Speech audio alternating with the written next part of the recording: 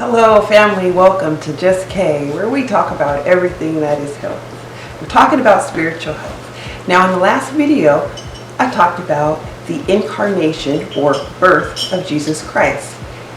So if Jesus Christ is just an incarnation of a council, where did BC and AD come from?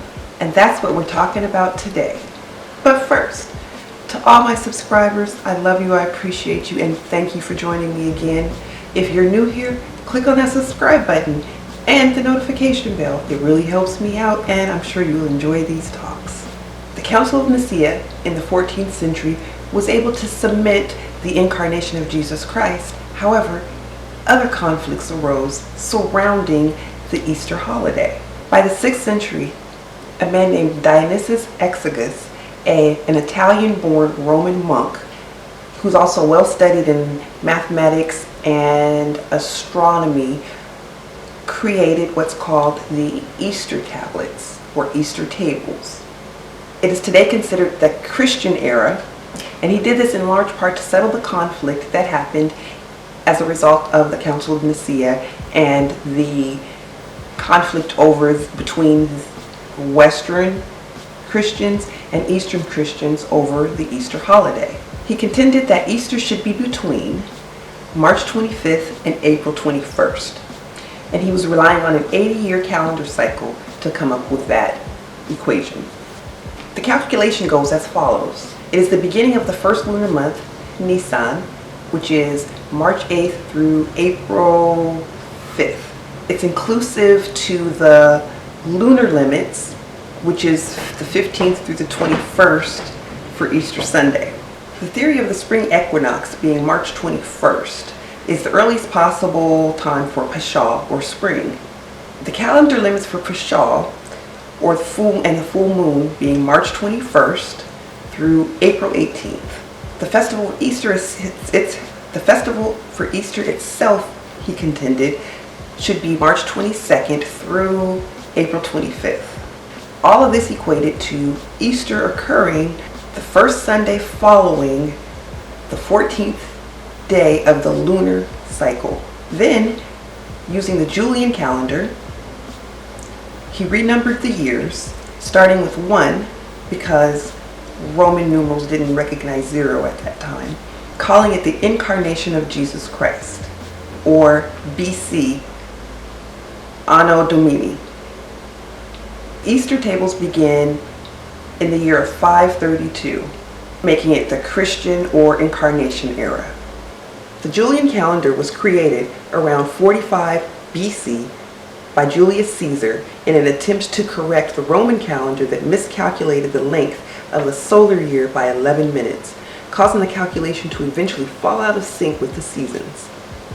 He ordered a calendar consisting of 12 months based on a solar calendar year, employing a cycle of 365-day years, followed by a year consisting of 366 days, or a leap year, and moving the beginning of the year from March 1st to January 1st.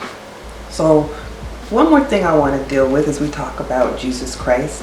Historically, Christmas has been one of those important holidays we celebrate for the birth of Jesus, who we now know was not born but incarnated. 2, wasn't born in December.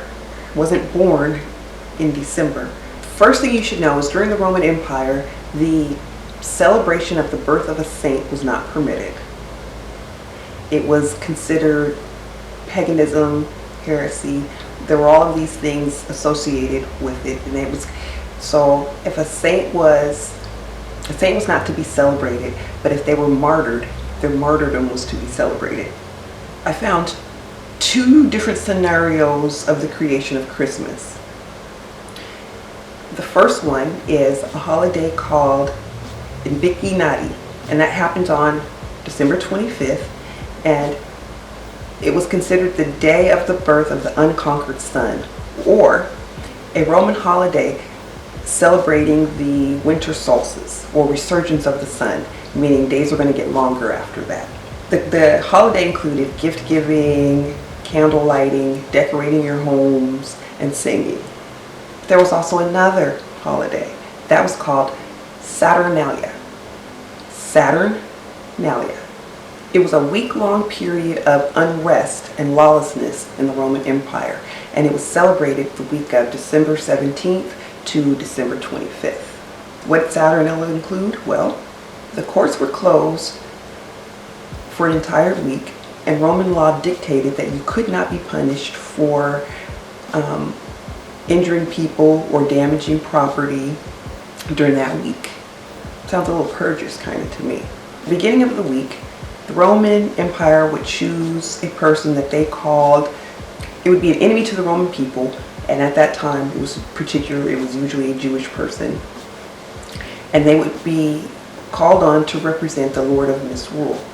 Each Roman village would also choose an unliked person, and they would spend the week filling that person with food, all kind of sexual things going on.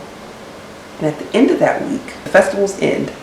This person is the person who is the Lord of the Unrule, and the people in the villages were murdered by Roman authorities, believing that they were destroying the dark forces for that time. During the 4th century, Christian leaders wanted to convert a large number of people to Christianity.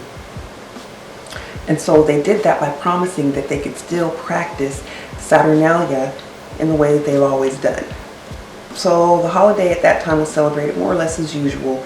A lot of drinking, a lot of sexual indulgence, singing, and it said that people would run naked around in the streets. Between the years of 1659 and 1681, Christmas was even banned by the Puritans, and its observance was made illegal due to its origins of Saturnalia, although many Christians still quietly celebrate. Revived Saturnalia again by the Catholic Church at some point in the 14th century, when Pope Paul II, for the amusement of Roman citizens, forced Jewish people to run naked through the streets as Roman people threw things at them, taunted them, and made jeers as the Pope stood on a pedestal and laughed. By the 18th and 19th century, the Romans had a Saturnalia carnival where rabbis of the ghettos of Rome were forced to wear clownish suits and march up and down the streets, again, as Roman citizens threw things, taunted, and laughed at them. 1836, on December 25th, Christian leaders whipped the Polish masses into such frenzies, killing, raping, and maiming, that it caused a riot between Christians and Jewish people throughout the entire country. Why do I tell you all of this? Easter is not Easter because a young man was born of Jesus, died, and was resurrected. Christmas is not Christmas because a young man was born in a manger, meant to be the Savior of the world. I tell you this because you are your Savior.